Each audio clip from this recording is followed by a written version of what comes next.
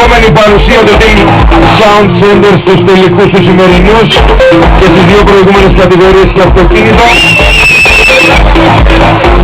Και μάλιστα εδώ έχουμε και κόντρα, καθότι τα δύο αυτοκίνητα έρχονται με προηγούμενα σκορ πάρα πολύ κοντινά, 49 και 8, 49 και 9. Είμαστε έτοιμοι? Έτοιμοι? Πάμε.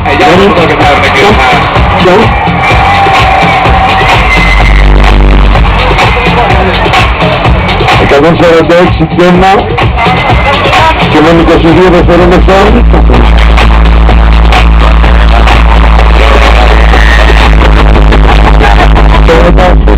48 και 7 για το Σόντ Σέντερ.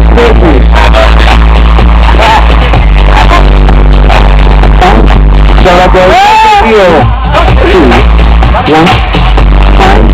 νικητής του Sound Center Station, 149 και 2 δεύτερος νικητής του Galaxy Fiesta.